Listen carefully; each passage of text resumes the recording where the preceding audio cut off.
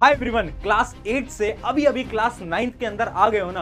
और आपके मन में बहुत सारे सवाल चलने वाले हैं कि क्लास 9 कैसी होने वाली है।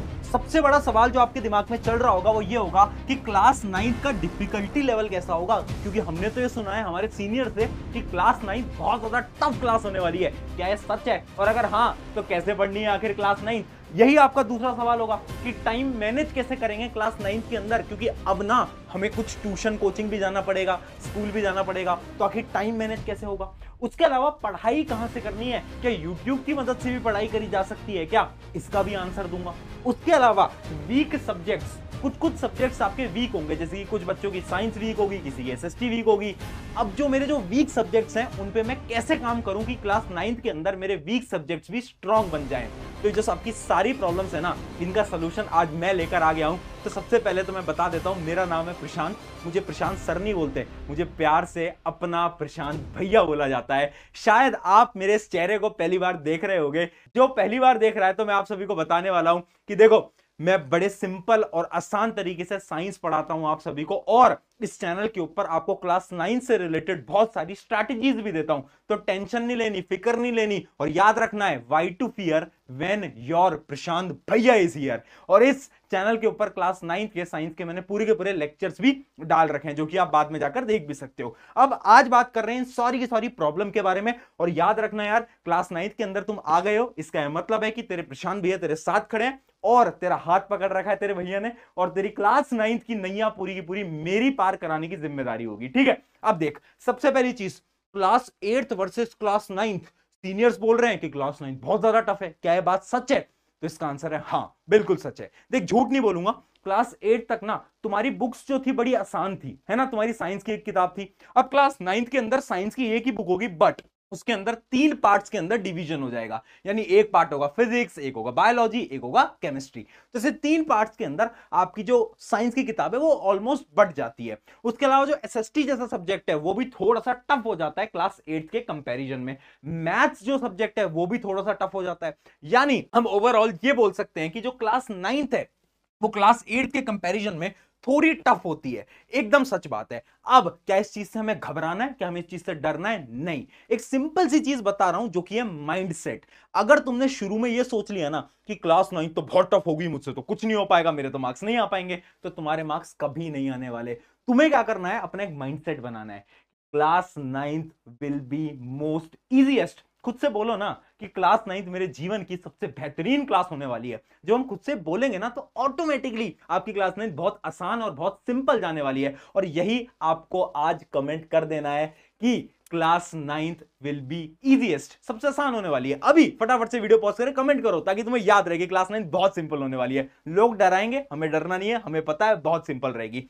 अब आते हैं मेन चीज के ऊपर, जो कि है पढ़ना कैसे है, कहां से पढ़ना है, कुछ बताओ। एनसीईआरटी जैसी किताब है वो हमने ले तो लिए, बट पढ़े कैसे? स्कूल से पढ़े, ट्यूशन से पढ़े, कहां से पढ़े? देखो, फाइंड योर बेस्ट टीचर। आपको कहां से समझ आ रहा है? आपको आपके स्कूल के मैम या सर से समझ आ रहा है? अगर उनसे समझ आ रहा है तो बहुत बेहतरीन बात है, उनसे आप पढ़िए।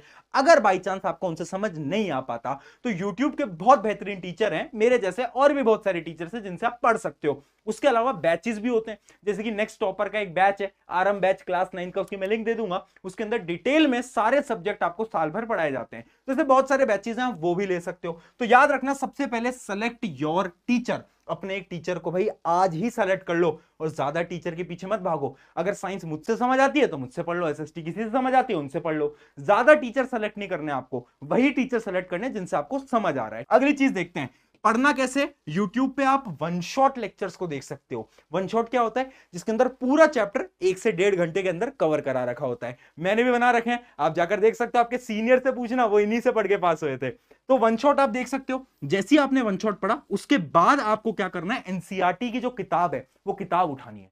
क्यों? वो किताब बहुत इंपॉर्टेंट है। क्लास 9 के तुम्हारे जो स्कूल के एग्जाम होंगे ना, 80 से 90% से ज्यादा जो आपका पेपर आता है वो डायरेक्टली एनसीईआरटी से आता है। तो अब तुम्हें क्या करना है, एनसीईआरटी उठानी है और एनसीईआरटी रीड करनी है। और उसके साथ साथ एनसीईआरटी में अंडरलाइन भी करना है। देखो एनसीईआरटी में अंडरलाइन करने से पहले घबराया मत करो। मैंने बहुत सारे स्टूडेंट्स की आदत देखी है कि एनसीईआरटी गंदी हो जाएगी। अरे टेंशन मत लो, जो तुम्हें इंपॉर्टेंट लग रहा है उसको अंडरलाइन करते चलो। यही बेस्ट तरीका होता है एनसीईआरटी पढ़ने का। ठीक है, वन शॉट देखा और फिर एनसीईआरटी पढ़ी, डायरेक्टली एनसीईआरटी पढ़ने मत बैठ जाना वरना कुछ समझ नहीं आएगा। उसके बाद क्या करना है, एनसीईआरटी के क्वेश्चन सॉल्व करो। जो आपके एक्सरसाइज क्वेश्चन है, जो आपके बीच बीच में दिए गए क्वेश्चन हैं, उन क्वेश्चन को सॉल्व करो। क्यों? क्योंकि बहुत बार वो क्वेश्चन ही तुम्हारे एग्जाम के अंदर रिपीट हो जाते हैं। उसके अलावा सम एक्स्ट्रा क्वेश्चंस, कुछ अलग सवाल भी प्रैक्टिस करो। वो तुम कैसे कर सकते हो, जैसे अगर तुम बैच के अंदर होते हो तो बैच में तुम्हें अलग अलग क्वेश्चंस दिए जाते हैं, शीट दी जाती है, तुम्हारे स्कूल्स के अंदर भी तुम्हें मिलती होंगी। उसके अलावा बहुत सारी किताबें भी आती हैं। तो ऐसी कोई किताब मैं अगर तुम्हारे लिए लेकर आऊंगा तो मैं तुम्हें इस यूट्यूब चैनल के माध्यम से बता दूंगा, टेंशन नहीं लेनी है। उसके बाद स्कूल टेस्ट, जितने भी स्कूल टेस्ट हो रहे हैं मिस मत करना। तेरे बड़े भाई होने के नाते तुझे बता रहा हूं, स्कूल टेस्ट बहुत इंपॉर्टेंट है। क्यों? क्योंकि वो ना तुम्हें रियलिटी चेक देते हैं कि इतने बच्चों के बीच में तुम कहां पर स्टैंड करते हो, और वो रियलिटी चेक ना बहुत इंपॉर्टेंट होता है। मुझे ना मेरे स्कूल टाइम पर डर लगता था टेस्ट देने से, मुझे लगता था मेरे मार्क्स कम आ गए तो, बट ना जब मार्क्स कम आएंगे दिल पे चोट लगेगी कि यार मेरे से आगे तो बहुत सारे बच्चे हैं, तब ही तो तुम मेहनत करोगे। तो रियलिटी चेक लेना बहुत इंपॉर्टेंट होता है, इसलिए जो स्कूल टेस्ट है इसको मिस मत करना, बहुत इंपॉर्टेंट होते हैं। तो ये है पूरा का पूरा फ्लो, इस प्रकार से आपको पढ़ना है। यहां तक क्लियर हो गया? अगली चीज देखते हैं। अब आ जाता है टाइम मैनेजमेंट। अब टाइम मैनेज कैसे करना है, स्कूल भी जाना है, इतनी सारी चीजें करनी है, थोड़ा बहुत गेम भी खेलना है, कैसे टाइम मैनेज होगा? टाइम मैनेज करने का 3 तरीके हैं, 3 गलतियां हैं जो कि तुम्हें अवॉइड करनी है, टाइम ऑटोमेटिकली मैनेज हो जाएगा। क्या गलतियां हैं? सबसे पहली गलती, फॉलो लेस टीचर्स। बार बार बोल रहा हूं, कम किताबें कम टीचर्स। बहुत सारे स्टूडेंट्स क्या करते हैं, बहुत सारी बुक्स को ले आते हैं और सोचते हैं ये भी पढ़ूंगा, ये भी पढ़ूंगा, ये भी पढ़ूंगा, ये भी पढ़ूंगा। पॉसिबल नहीं है। कम बुक्स लो, कम टीचर्स को फॉलो करो। अगर यूट्यूब में एक टीचर से समझ आता है उन्हीं से पढ़ो, इधर उधर मत जाओ। उससे क्या होगा, तुम्हारा टाइम बचेगा। तो टाइम मैनेजमेंट के लिए सबसे इंपॉर्टेंट क्या है? Follow less teachers. अगली चीज क्या है? Don't compare. होगा क्या है ना, तुम्हारा एक दोस्त आएगा, वो बोलेगा यार ये जो बुक है ना, ये बुक देख कितनी अच्छी है, इस बुक के अंदर तो ये क्वेश्चन दिया है, वो क्वेश्चन दिया है, ये क्वेश्चन दिया है। और फिर तुम सोचोगे अरे यार जो मेरे पास जो किताब है ना वो तो बहुत बेकार है, मैं इस बुक को भी खरीद लेता हूं, है ना। तो कंपेयर मत करना, जो तुम्हारे पास बुक है वो बेस्ट बुक है और उसको तुम्हें सॉल्व करना है। ऐसा नहीं कि मेरे दोस्त ने बुक लिया तो मैं भी वो बुक लूंगा, वो गलती मत करना। और अगली चीज, एनसीईआरटी हैक, यानी एनसीईआरटी पढ़ने का तरीका जान लो। मैं फिर बोल रहा हूं, एनसीईआरटी कैसे पढ़नी होती है। एनसीईआरटी उठाओ, जैसे मान लो आपकी एनसीईआरटी है, जो भी आपको इंपॉर्टेंट लग रहा है उसको आप अंडरलाइन करो, जो भी आपको इंपॉर्टेंट लग रहा है। और अगर आपको लग रहा है ना कि इस लाइन में से एक क्वेश्चन बन सकता है, तो उस क्वेश्चन को वहीं पर ही लिख दो, एनसीईआरटी के अंदर ही उस क्वेश्चन को लिख दो। ये बहुत इंपॉर्टेंट तरीका है एनसीईआरटी पढ़ने का। ठीक है, 10th के जो आपके सीनियर्स हैं उनको भी मैं यही बताता हूं, है ना। अब अगली चीज की तरफ बढ़ते हैं, जो कि है वीक सब्जेक्ट्स। वीक सब्जेक्ट्स का क्या करें? इमेजिन करो तुम्हारी मैथ्स वीक है, तो क्या करें?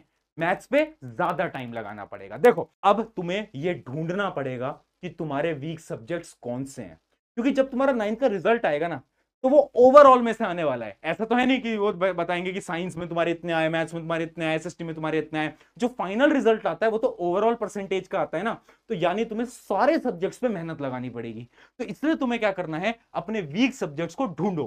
कैसे ढूंढोगे? अभी जब तुम स्कूल के अंदर टेस्ट वगैरह दोगे, पीरियोडिक टेस्ट होंगे, तो तुम्हें पता चल जाएगा कि तुम्हारा कौन सा सब्जेक्ट वीक है। अब जैसे ही तुम्हें पता चला तुम्हारा सब्जेक्ट वीक है, उस पे तुम्हें ज्यादा टाइम देना पड़ेगा।